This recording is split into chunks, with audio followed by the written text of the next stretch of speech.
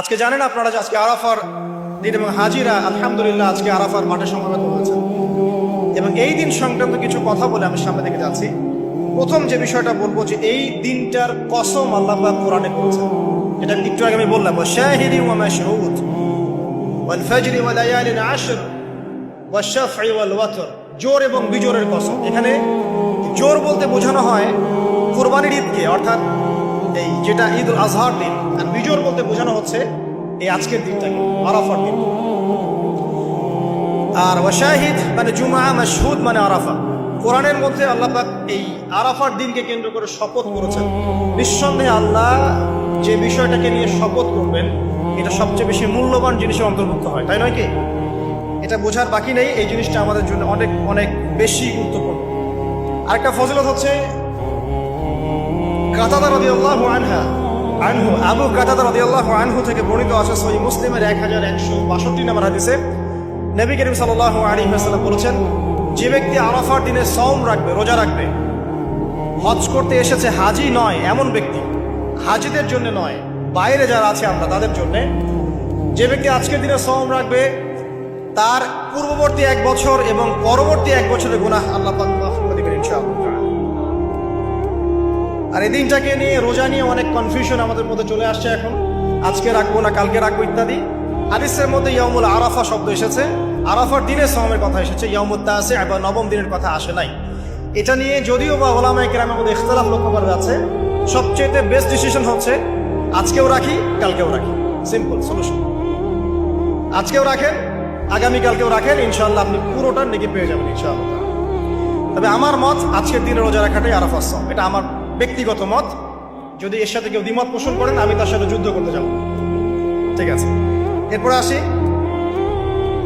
এই দিন একটা স্পেশাল আয়াত নাজিল হয়েছে আরাফার দিনে, স্পেশাল একটা আয়াত, সেটা হচ্ছে সূরা মাইদার 3 নম্বর আয়াত। আয়াতটা হচ্ছে আল ইয়াউমা আকমালতু লাকুম দীনাকুম।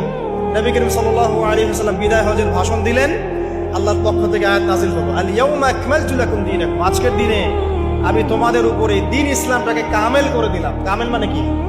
পরিপূর্ণ করে দিলাম, একদম পরিপূর্ণ। ইসলামে ঢোকানোরও কিছু সুযোগ নাই, বের করারও কোনো সুযোগ অবকাশ নাই। ওয়াতমামতু আলাইকুম নি'মাতি, তোমাদের উপর আমার নিয়ামতকে পরিপূর্ণতা দান করলাম। ওয়া রাদিতু লাকুমুল ইসলাম দীনান, এবং দিন ইসলামকে তোমাদের উপর মনোনীত করে আমি সন্তুষ্ট হয়ে গেলাম। সুবহানাল্লাহ।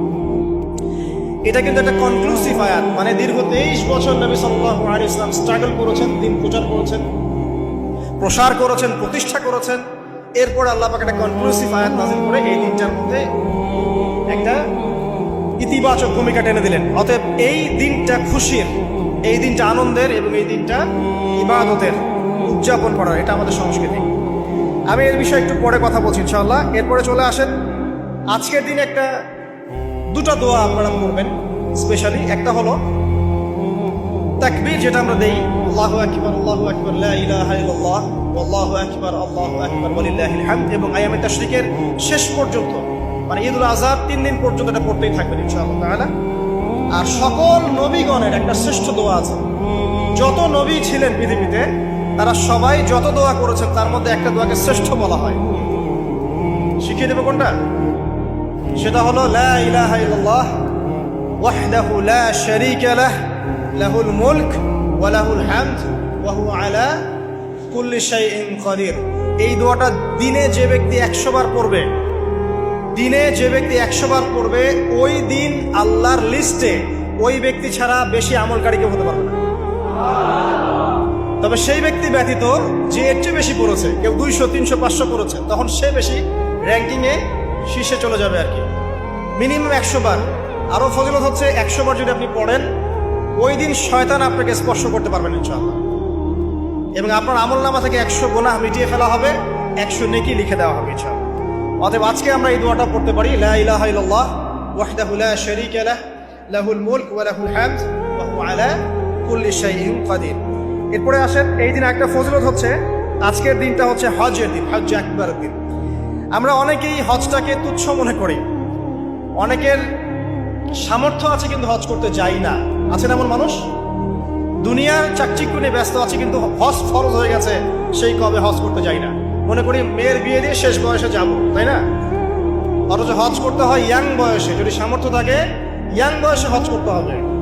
আমরা কিছু ফজিলত জেনে নেই এবং আল্লাহর কাছে দোয়া করি, আল্লাহ পাক আজকে আমাদের এই ক্ষুদ্র মসজিদে যত মুসল্লি উপস্থিত আছে আল্লাহ পাক সবার তাকদিরে হজে আকবার নসিব করুন, আমিন। এবং মাকবুল আর মাবরুর হজ করার তৌফিক আল্লাহ পাক আমাদের সবাইকে দান করুন।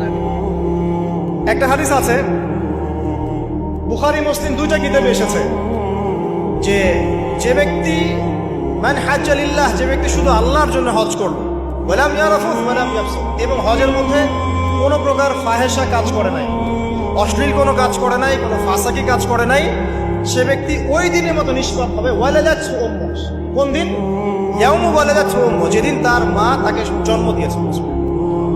এটা সবচেয়ে বড় বেনিফিট। আরেকটা হাদিসে আছে যে মাকবুল হজ, একটা মাকবুল হজের জাযা জান্নাত ছাড়া আর কিছুই না। একটা মাকবুল হজের জাযা বা প্রতিদান হচ্ছে জান্নাত ছাড়া আর কিছুই না।